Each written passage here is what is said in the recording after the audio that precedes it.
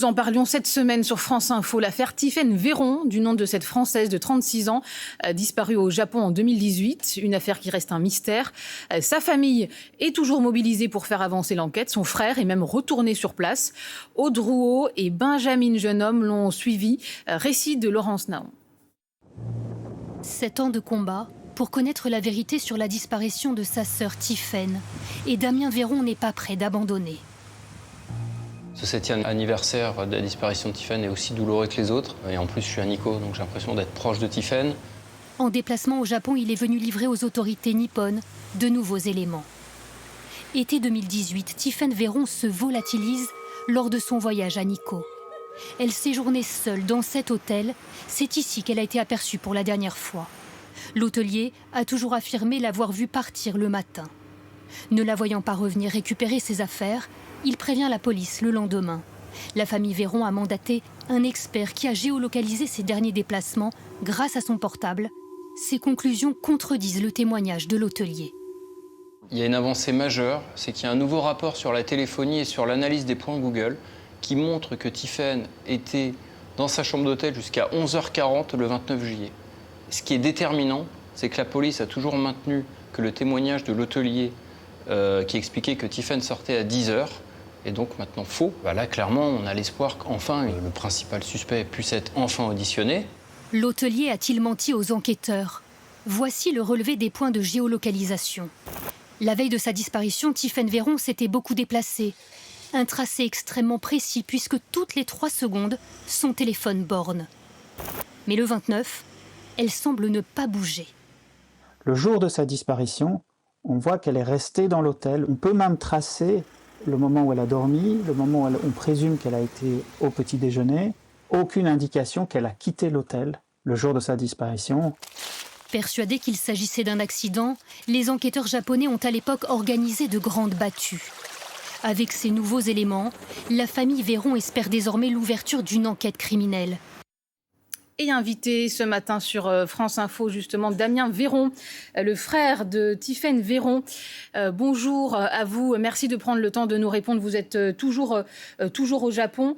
Également avec nous en plateau, Catalina de la Sota, avocate de la famille Véron. Vous êtes aussi, vous travaillez dans un cabinet d'avocats spécialisé dans les affaires qui concernent les Français à l'étranger. Merci de votre présence également. Alors, pour les 7 ans donc, de cette affaire de la disparition de votre sœur, Damien Véron, vous êtes donc retourné au Japon. C'est pour aussi tenter de faire avancer l'enquête sur place. Et c'est d'ailleurs la 7e fois que vous allez, depuis 2018, au Japon pour essayer de comprendre tout simplement ce qui s'est passé. Bonjour. Oui, tout à fait, 8e fois. Ouais. Donc c'est vrai que c'est des déplacements qui sont fatigants, surtout qu'on prépare énormément en amont. Puisque si vous voulez, chaque action au Japon doit être préparée soigneusement pour qu'on ait des résultats. Donc oui, ce sont des très très gros voyages qui sont assez épuisants. Et vous, on l'a vu, on l'a dit dans le sujet précédent, vous avez donc apporté un nouvel élément, ce témoignage de cet hôtelier qui serait faux. Qu'est-ce que ça peut changer aujourd'hui dans cette affaire ? Ce qui est déterminant, alors ça, si vous voulez, l'analyse des données de Google, c'est quelque chose qu'on cherche déjà depuis très très très longtemps. On avait déjà une première analyse, mais qui donnait des indications. Mais nous, ce qu'on avait besoin, c'est que les points Google puissent être affinés au maximum.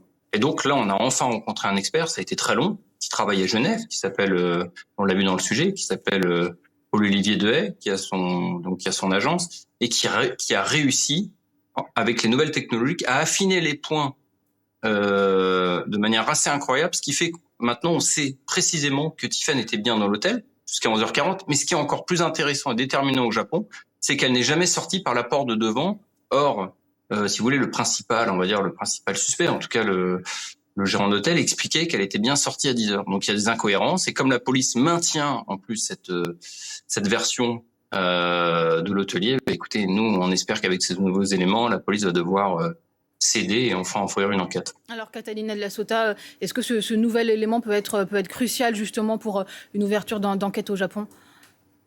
Écoutez, comme vient de le dire Damien Véron, ce sont des éléments sur lesquels on en avait déjà connaissance. C'était un des points centraux que nous analysions. Là, ce rapport pourrait apporter quelque chose de beaucoup plus précis, de beaucoup plus concluant. La difficulté, évidemment, au Japon, c'est que, c'est comme vous le dites, est-ce que ça pourrait mener à l'ouverture d'une vraie enquête? C'est-à-dire qu'au Japon... Parce que jusqu'à présent, depuis 2018, il n'y a pas eu d'enquête ouverte au Japon, c'est ce qu'il faut aussi souligner. Voilà, c'est une des grandes différences entre, si vous voulez, les systèmes judiciaires japonais et français, et aussi c'est un point assez culturel, c'est-à-dire qu'au Japon, on ne va ouvrir une enquête que si on commence à avoir un indice que c'est criminel, mais sinon, on pense que c'est un accident ou que la personne a peut-être voulu disparaître volontairement, moyennant quoi, on n'enquête pas.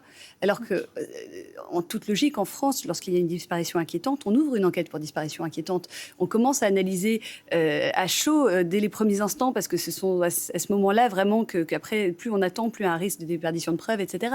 Il faut ouvrir une enquête tout de suite, obtenir un maximum de preuves.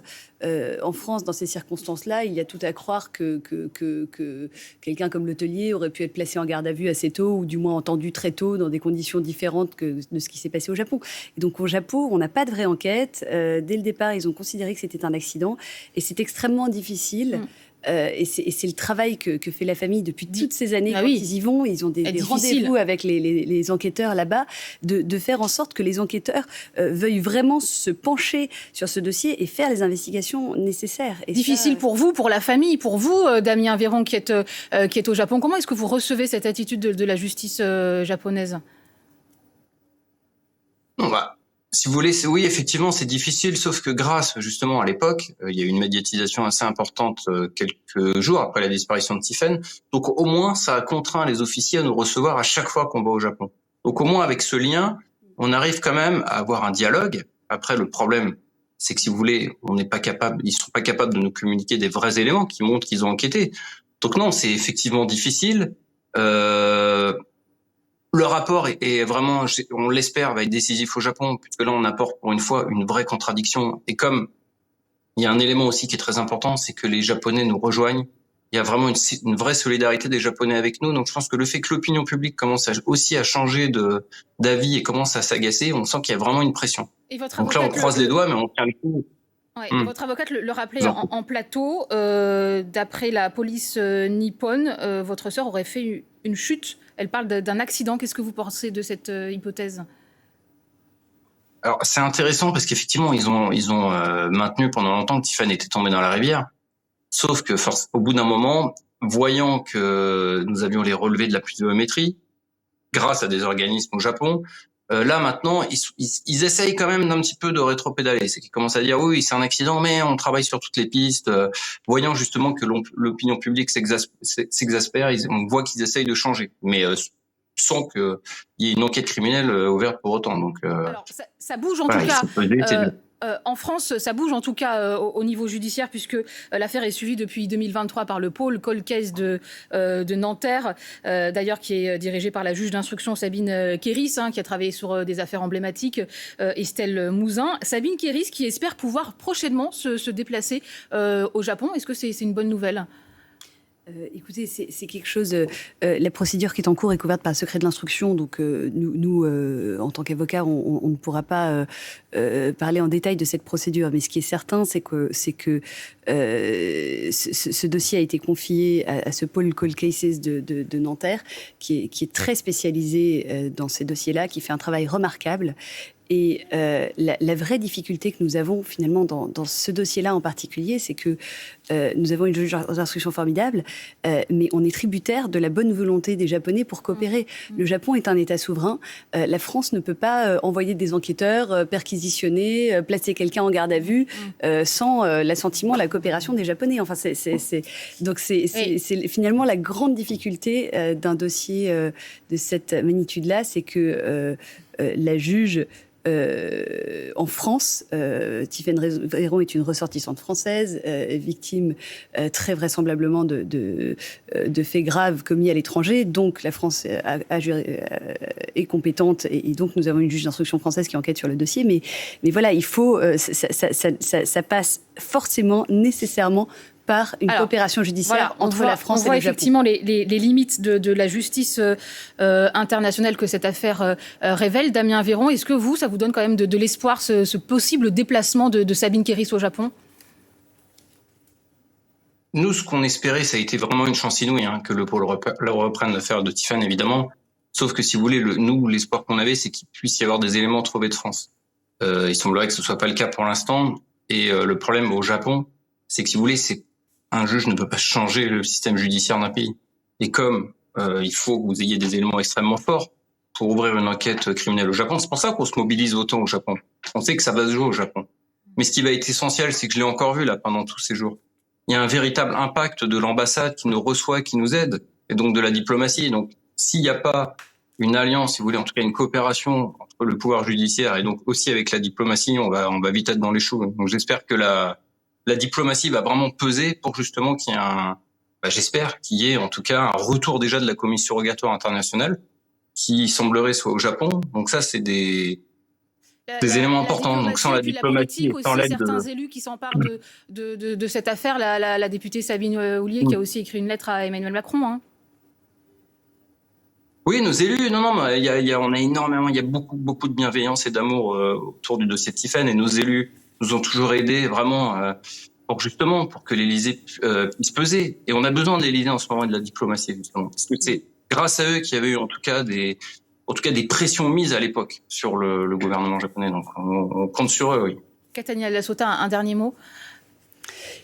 Sur l'aspect diplomatique, sans doute, comme le disait Damien Véron à l'instant, la mobilisation aussi des réseaux diplomatiques français et des politiques, de l'Élysée, des élus est fondamentale. Et nous, on a pu l'avoir dans d'autres dossiers. Par exemple, au Japon, nous avons défendu Carlos Ghosn à l'époque où il avait été arrêté au Japon, détenu dans des conditions tout à fait inacceptables. On a fait condamner le Japon par le groupe de travail contre la détention arbitraire de l'ONU au vu des conditions dans lesquelles il avait été détenu et dans lesquelles se passaient les investigations avant le procès. Et dans ce dossier-là aussi, nous avions un ambassadeur de France qui était vraiment présent, qui était un vrai interlocuteur. Et ça, c'est... donc oui, la diplomatie française peut vraiment être un soutien dans ces dossiers-là. Peut aider ces dossiers. Et c'est un aspect de la diplomatie vraiment...